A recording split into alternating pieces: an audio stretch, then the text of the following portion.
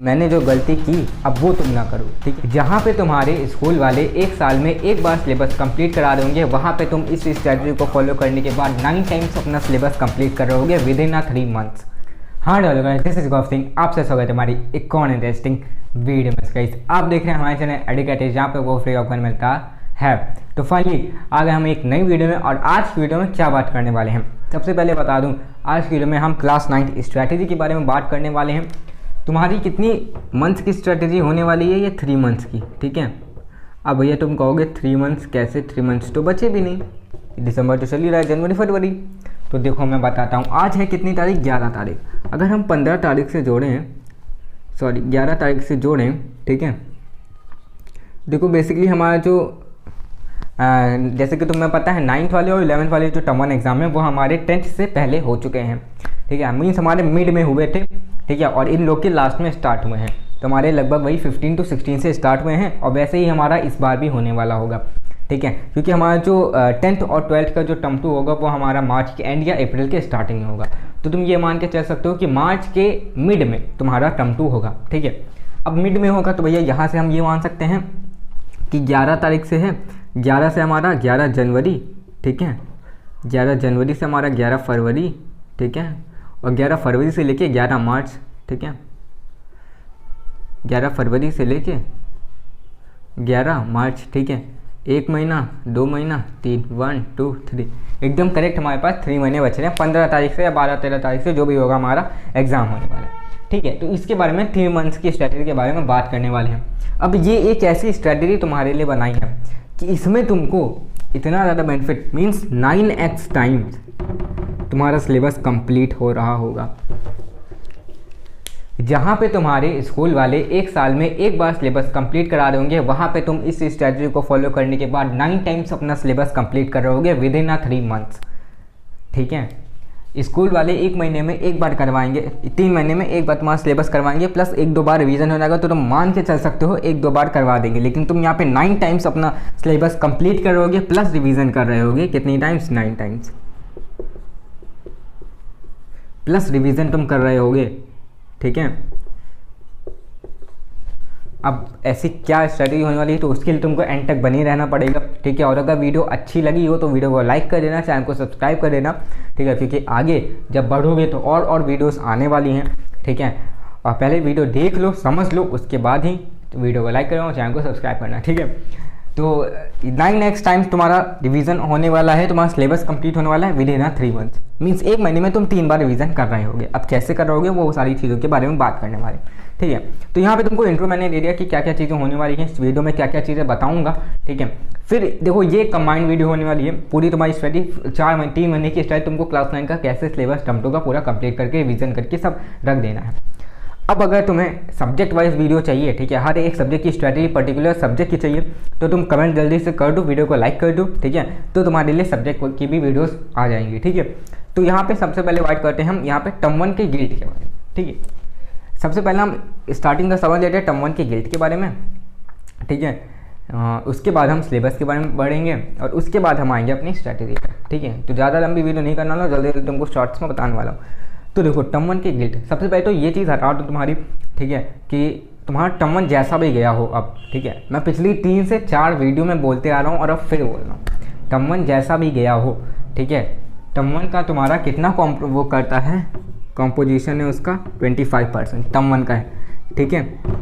And 75% जो तुम्हारा composition है वो है तुम्हारा टर्म 2 का, ठीक है। तो अगर टर्म 1 नहीं भी अच्छा गया है तो तुम उसको बना सकते हो, क्यों? टर्म 2 को अच्छा करिए। 75% ये है, इसमें भी तुम्हारा कुछ ना कुछ परसेंट होगा, एकदम ही नीचे नहीं होगे, ठीक है। अगर एकदम ही तुम नीचे होगे तब भी तुम्हारा 82 छू ही जाएगा। 82 तुम्हारा छूना ही छूना है। अगर तुमने टर्म 2 को एक अच्छा तरीके से फॉलो कर लिया, टर्म 2 को अच्छा बना लिया, तो तुम्हारा 82 छू ही जाएगा, ठीक है। और टर्म 1 अगर टर्म 2 में भी तुम ढिलाई कर दोगे तो भाई उसमें ना मैं कर सकता हूँ, ना कोई तुम्हारे पेरेंट्स कर सकते हो, ना ही तुम्हारा टीचर कर सकता है। उसका सिर्फ और सिर्फ जिम्मेदार तुम हो, ठीक है। तो टर्म 1 हमारा 25% है। तो अब इसका गिल्ट हटा दो, ठीक है, जैसा भी गया छोड़ो आप उसे। अब हमें क्या करना है, टर्म 2 के बारे में, उसके बारे में सीरियस हो जाना, उसके बारे में हमें स्टडी करना है, ठीक है। उसको अच्छी तरीके से कंप्लीट करना है, जिससे कि हम अपने रिजल्ट को अच्छी तरीके से बना सकें। ठीक है। फाइनली ये हो गया तुम्हारा टर्म 1 का गिल्ट, अब उसको हटा दो, अब उसके बारे में नहीं सोचना है बिल्कुल भी, और तुम्हारा सिलेबस भी नहीं आने वाला टर्म 1 का, ठीक है। अब दूसरी बात आती है तुम्हारे सिलेबस के बारे में। भैया हमने देख तो लिया कि 3 मंथ्स स्ट्रैटेजी है, इतना में मिल जाएगा, इतना में टर्म 1 के बारे में भी हमें पता चल गया। अब हमारा सिलेबस क्या होने वाला है, ठीक है। सिलेबस पहले हमें सिलेबस पता होना है, क्योंकि स्ट्रैटेजी और किसी भी चीज़ को जब तुम स्टार्ट करो, मीन्स घर तुम जब बनाते हो, ठीक है, ऐसा नहीं है तुमने आज सोचा घर बनाना और तुम शाम को ईंटा ला के शुरू कर दिए। पहले उसका मैप बनाना पड़ता है, उसके बारे में मटेरियल्स जानने पड़ते हैं, कहाँ से क्या कितना मटेरियल, उसके बारे में बजट बनाना पड़ता है, ठीक है। उस तरह एक स्टेप होता है, हर चीज़ का स्टेप होता है, वैसे ही तुम्हारा यहाँ पर भी स्टेप है, ठीक है। करना क्या है तुम्हें, सबसे पहले तुमको सिलेबस पता होना चाहिए आ क्या रहा है, डिलीटेड पोर्शन क्या क्या चीज़ें हैं, ठीक है। अब डिलीटेड पोर्शन अगर नहीं मिला तो तुम गूगल पे जाके देख सकते हो, अगर तुम्हारे टीचर ने बताया, टीचर ने तो बता ही दिया होगा वैसे ऑब्वियसली, ठीक है। अगर नहीं पता है तो तुम गूगल पे जाके देख सकते हो, डिलीटेड पोर्शन आ जाएगा। सीबीएसई का जो सिलेबस है उसी में सब कुछ दिया गया है, ठीक है। तुमको लिंक डिस्क्रिप्शन मिल जाएगी सिलेबस की पूरी, वहाँ पे हर एक सब्जेक्ट का तुमको सिलेबस मिल रहा होगा, डिलीटेड पोर्शन मिल रहा होगा, वहाँ पे जाके देख सकते हो। अभी नहीं देखो, रुक जाओ, अभी पहले वीडियो समझ लो, उसके बाद आना, ठीक है। तो सबसे पहली चीज़ हमें हर चीज़ के बारे में पता होना चाहिए, उसका मैप पता होना चाहिए कि क्या चीज़ें होने वाली हैं। तो तुम्हारा जो सिलेबस है, ठीक है, 3 मंथ्स स्टडी मतलब क्लास 9th का तुम्हारा जो सिलेबस है, ठीक है। अब सिलेबस भैया कौन सा, टर्म 2 का, ठीक है, टर्म 2, ठीक है। टर्म 2 का सिलेबस तुम्हारा क्या होगा उसके बारे में हम जानने वाले हैं, और उसके बाद हम स्ट्रैटेजी पे आने वाले हैं, ठीक है। तो यहाँ पे सिलेबस के बारे में हम देख लेते हैं, ठीक है। इसको साइड में हटा देना, ठीक है। तो सबसे पहले तुम्हारा आता है इंग्लिश, ठीक है, फिर हिंदी है, मैथ्स है, साइंस है, हिस्ट्री है, और तुम्हारा IT होगा, ठीक है।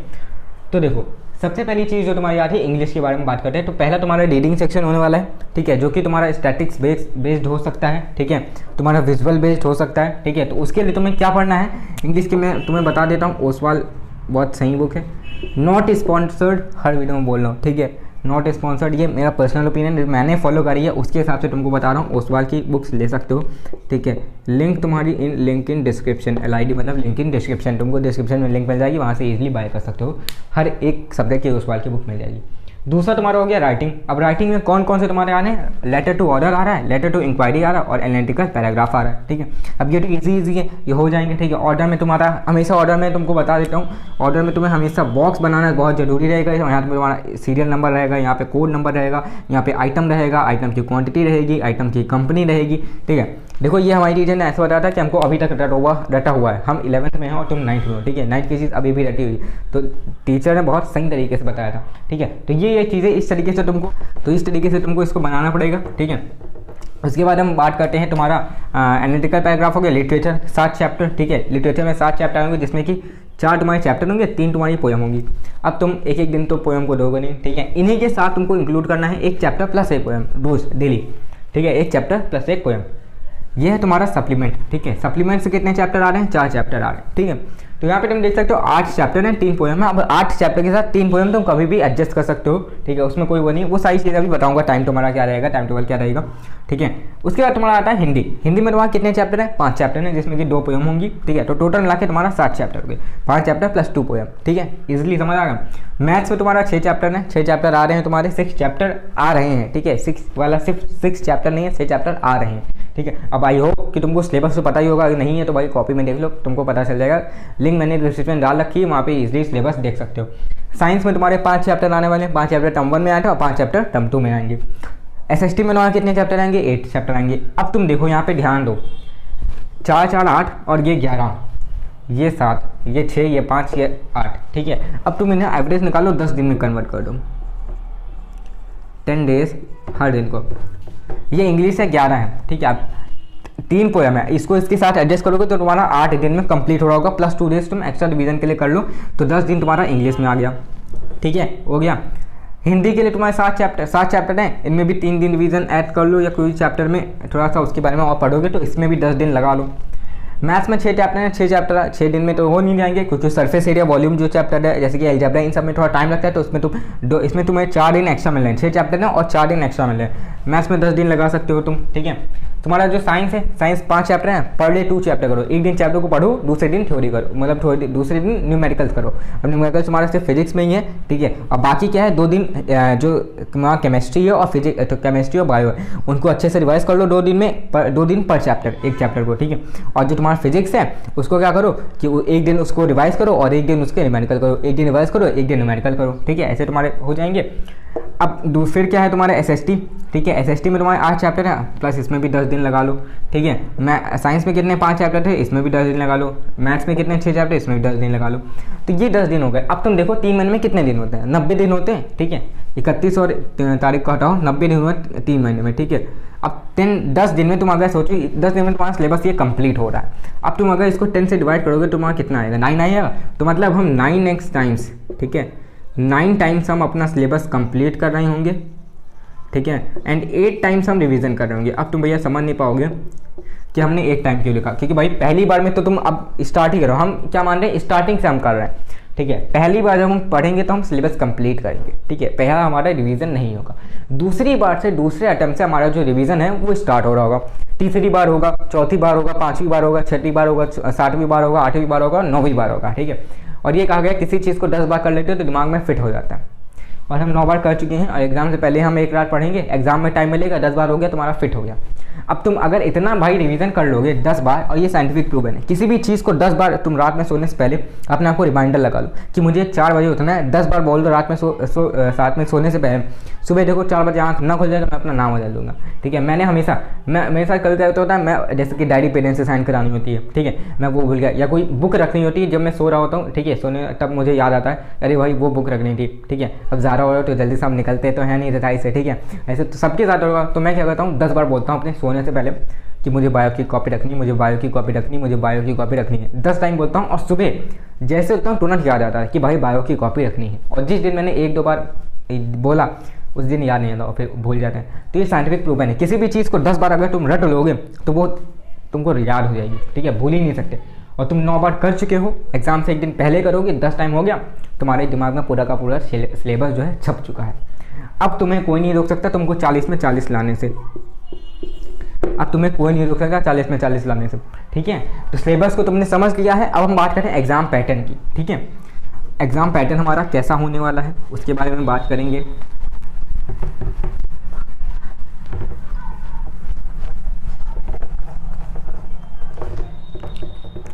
ठीक है,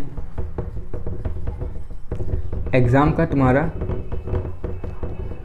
क्या पैटर्न रहेगा। अब तुम्हें पता है टर्म 1 हमारा कितने मार्क्स का हुआ था, 40 मार्क्स का हुआ था, ठीक है। 40 मार्क्स का हमारा टर्म 2 भी होगा। 10 मार्क्स हमारे किस में जाएंगे, +10, ठीक है। 40 + 10 50 हो गया। 10 मार्क्स हमारा तुम्हारा कितना जाएगा, ठीक है, 10 मार्क्स हमारा जाएगा इंटरनल असेसमेंट में, ठीक है। 10 मार्क्स इंटरनल असेसमेंट में जाएगा, ठीक है, 50 मार्क्स हो गया। दूसरा हमारा जो है कि हमारा जो सब्जेक्टिव पेपर होगा, पहली बात बहुत ही इंपॉर्टेंट बात है, ये सब्जेक्टिव पेपर है। अभी तक 2 साल से या 1.5 साल से हमें इतना पता है कि हमने राइटिंग की प्रैक्टिस नहीं की है, ठीक है। हमने राइटिंग की प्रैक्टिस 1.5 साल से 1 साल से नहीं की है। भैया MCQ पेपर हो रहे थे, उससे पहले हमारी छुट्टी हो गई, बोर्ड एग्जाम हुए थे वो भी कैंसिल हो गए, हमने राइटिंग की प्रैक्टिस की नहीं। और उसकी वजह से मैं तुमको बताऊँ कि मेरा जो प्री बोर्ड का पेपर था, ठीक है, प्री बोर्ड का पेपर था, मैथ्स के आखिरी के जो क्वेश्चन होते हैं, मैं पता है कितने मार्क्स के होते हैं, 5 मार्क्स के होते हैं। 5 मार्क्स के क्वेश्चन होते हैं। अब सोचो जिस बंदे के 5 मार्क्स के क्वेश्चन और 5 छूट जाएँ उसको क्या होगा। 5 मार्क्स के क्वेश्चन 5 छूट जाएँ, 25 मार्क्स गए। 80 में 25 गए, कितने बचे हमारे, कुछ 55 या 50 ही बचे। बाद में कुछ गलत भी होगा तो तुम देख सक रहे हो, ठीक है। बहुत ही ज़्यादा गिल्ट फील हुआ था उस समय, ठीक है, क्योंकि हमने राइटिंग प्रैक्टिस की नहीं थी। और प्री बोर्ड जब हुए थे तब हमारा स्कूल खुल चुका था, ठीक है, तब कोविड था लेकिन हम लोग खुल चुका था स्कूल, ठीक है। और प्री बोर्ड हम पहली बार दे रहे थे एग्ज़ाम, बहुत दिनों बाद, 1 साल बाद। तो सोचो 5 के 5 क्वेश्चन 5 मार्क्स के छोड़ गए, सोचो 25 मार्क्स गए हमारे, ठीक है। तो सोचो क्या गिल्ट फील हुई होगी।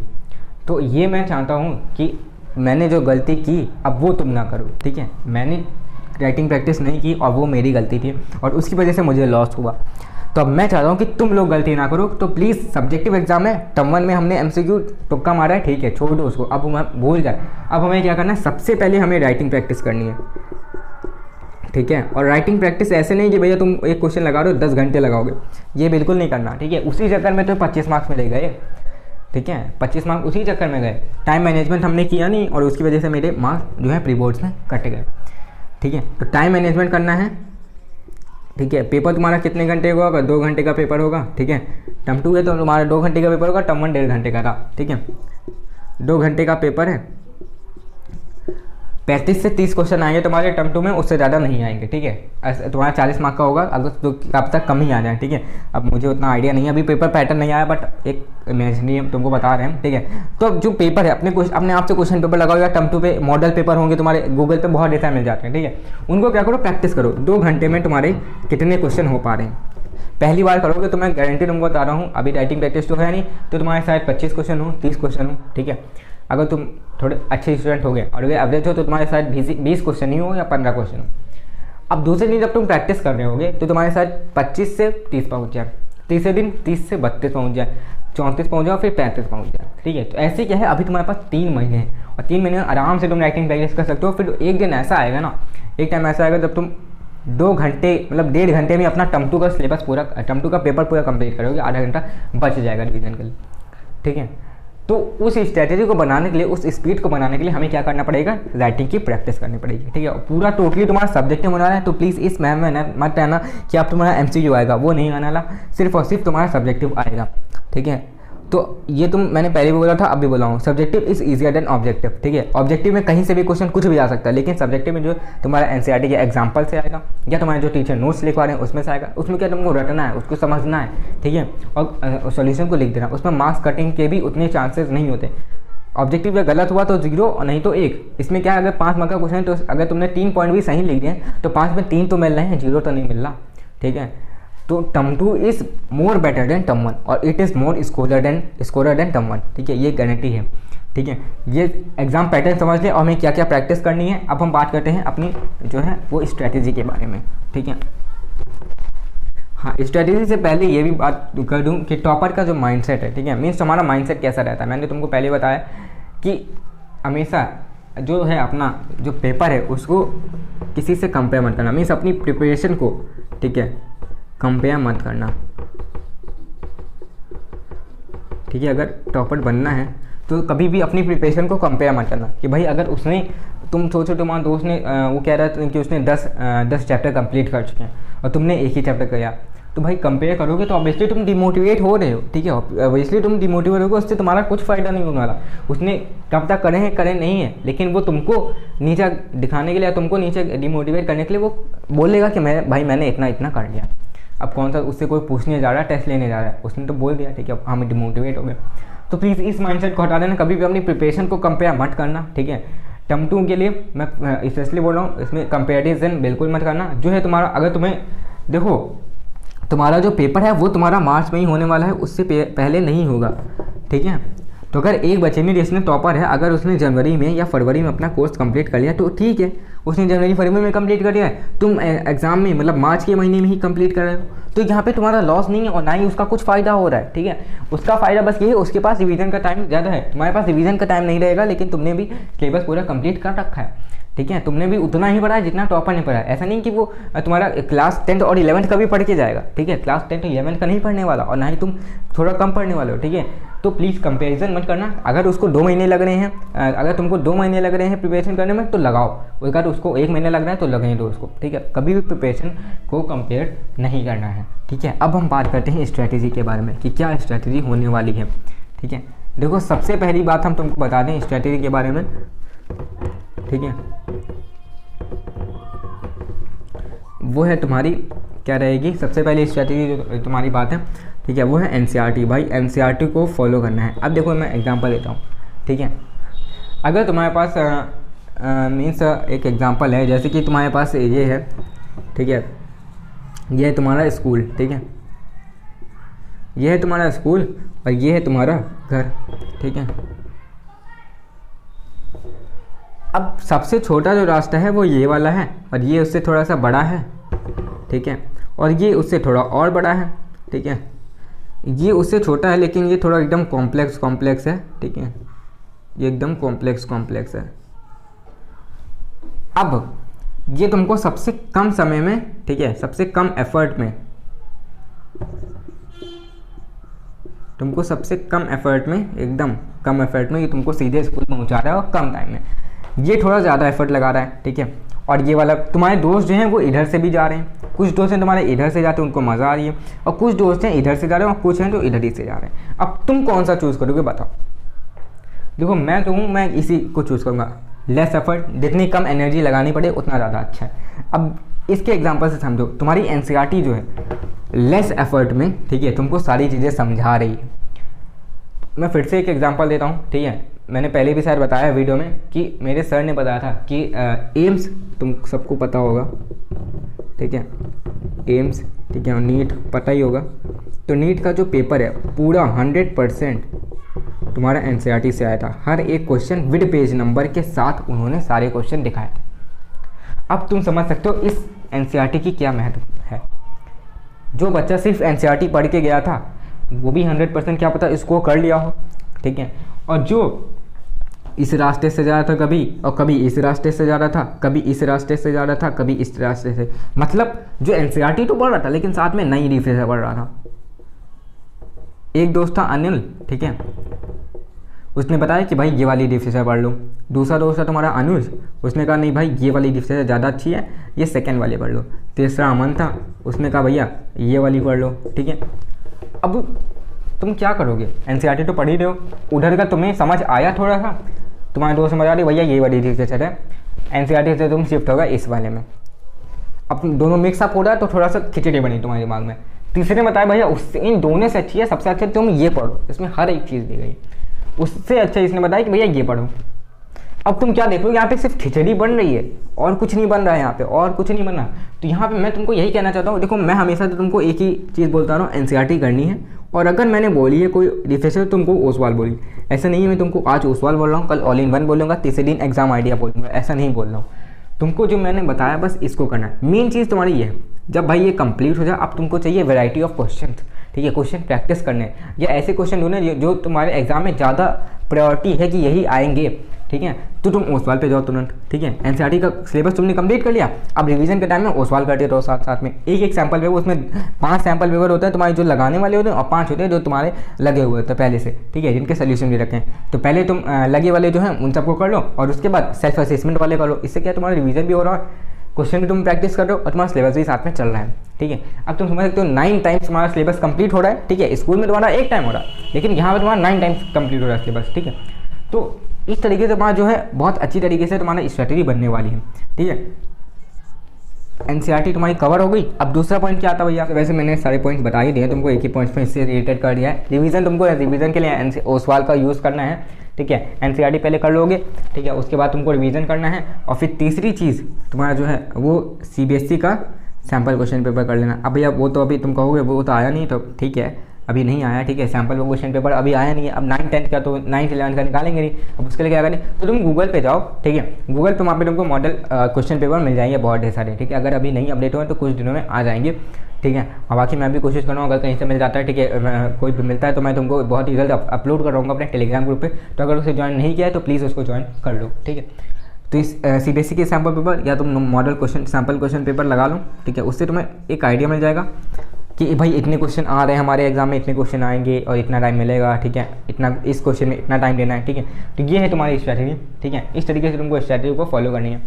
अब आखिरी चीज़ जो आती है, ठीक है, मैंने तुमको स्ट्रैटेजी बता दी, तुमको पूरा सब कुछ बता दिया कि कितना सिलेबस आ रहा है, तुमको टर्म 1 का गिल्ट नहीं फील करना है, तुमको सारी चीज़ें बता दी। अब आखिर में क्या आता है, आखिर में तुमको बस छोटी सी चीज़ कहना चाह रहा हूँ कि देखो ऐसा होता है ना, मतलब देखो एक ऐसा टाइम है जहाँ पे तुमको बहुत ढेर सारी रिसोर्सेस मिल रही होंगी, ठीक है। यहाँ पे हर एक रास्ता तुम्हारे लिए खुला होगा, तुमको हर एक कोचिंग से फ़ोन आ रहा होगा, भैया तुम ये वाली कोचिंग कर लो, हम तुमको इतने में वहाँ पूरा सिलेबस कंप्लीट करा देंगे, प्लस गारंटी दे देंगे 100%। दूसरी कोचिंग से आ रहा है, तीसरी कोचिंग से आ रहा होगा, या हर जगह से तुमको बटोर लिया जाएगा, ठीक है, घेर लिया जाएगा, भैया ये तुम इसके अंदर आ जाओ, फंस जाओ, और बस तुम्हारा स्कूल को जा ही रहा है, कोचिंग का भी जा ही रहा है, और सिर्फ वेस्ट हो जाएगा तुम्हारा, ठीक है। तो प्लीज़ इन सब चक्करों में नहीं पढ़ना है। देखो जो एक टॉपर बच्चा होता है, या एक जो जिसको पता है, जिसके पता है अपने बारे में कि भाई उसका रिजल्ट कैसा आ रहा है, अगर एक अच्छा रिजल्ट आ रहा है उसका, तो उसको पता है कि भैया उसको कोचिंग करने की ज़रूरत नहीं है, ठीक है। अब मैं यहाँ पे किसी कोचिंग को फोर्स नहीं कर रहा हूँ, किसी कोचिंग को नहीं बोल रहा हूँ कि वो कोचिंग नहीं अच्छी है। कोचिंग करोगे तो एक्स्ट्रा तुम्हारा पढ़ाया जा रहा है, तो तुमको और अच्छी तरीके से। अब देखो कोचिंग उनके लिए देखो जिनको बिल्कुल समझ नहीं आ रहा है, ठीक है, जिनको चाहिए नहीं भाई स्कूल में नहीं समझ रहा है, तो तुम कोचिंग के लिए जाओ, ठीक है, तब तो बहुत ही बेस्ट है तुम्हारी कोचिंग, ठीक है। और अगर तुमको लगता है, देखो जो टॉपर बच्चा होता है या जो एक अच्छा बच्चा स्टूडेंट होता है, उसको पता है कि भैया मुझे कोचिंग की ज़रूरत है कि नहीं है, ठीक है। अगर तुम्हें लगता है कि तुम्हें कोचिंग की ज़रूरत नहीं है, तुम सेल्फ स्टडी कर सकते हो, तो तुम प्लीज़ सेल्फ स्टडी की तरफ जाओ और सिर्फ एक ही जगह एक पाथ पे चलो। अलग अलग पार्ट पे मत जाओ, जैसे कि तुम इन बुक के चक्कर में करते हो। ढेर सारी बुक रखी हैं, ठीक है। जब तुम एनसीईआरटी से ही तुम्हारा 100% आ रहा है तो तुम 10 बुकें क्यों करो, ठीक है। मैं ये नहीं बोल रहा हूँ बुकें गंदी है, बुकें ख़राब है, नहीं, बुकें सब अच्छी हैं, लेकिन जब तुम लेस एफर्ट में करो ना, मीन्स तुमको कोई भी चीज़ अगर 100% चीज़ तुमको जितना कम मिल रहा है उतना ज़्यादा अच्छा है, ठीक है। तो यही चीज़ तुमको बतानी थी, ठीक है। और बाकी आखिर में बस यही कहना चाहता हूँ, अगर वीडियो अच्छी लगी हो तो वीडियो को लाइक कर देना, चैनल को सब्सक्राइब कर देना, और यही स्ट्रैटेजी थी। और अगर तुम्हें सब्जेक्ट वाइज चाहिए वीडियोस, ठीक है, कि भैया इन पर्टिकुलर सब्जेक्ट के लिए क्या स्टडी रहेगी, तो तुम कमेंट करके बता सकते हो। वैसे तो मैंने सब कुछ बता ही दिया तुमको, ठीक है, बट एक और अलग स्पेसिफिक वीडियो चाहिए या किसी और टॉपिक पे वीडियो चाहिए, ठीक है, तो तुम कमेंट करके बता सकते हो। मैं बहुत ही जल्द वीडियो लाने की कोशिश करूँगा, ठीक है। बस आज की वीडियो इतना ही। अगर वीडियो अच्छी लगी हुई तो वीडियो को लाइक कर देना, चैनल को सब्सक्राइब कर देना, और हाँ, कोई डाउट हो तो भाई इंस्टाग्राम पे फॉलो कर लो जरूर, ठीक है। इंस्टाग्राम पे फॉलो कर लेना, वहाँ पे कोई भी डाउट पूछ सकते हो। टेलीग्राम ग्रुप ज्वाइन कर लेना, वहाँ पे सारा मटेरियल तुमको मिल रहा होगा, ठीक है। तो बस यही चीज़ें बता रही थी। तो वीडियो अच्छी लगी तो वीडियो को लाइक कर देना, चैनल को सब्सक्राइब कर देना, और बेल आइकन बटन ना बोला। तो चलो आज की वीडियो को यहीं पे समाप्त करते हैं। मिलते हैं अपनी नेक्स्ट वीडियो में, चलते हैं, बाय।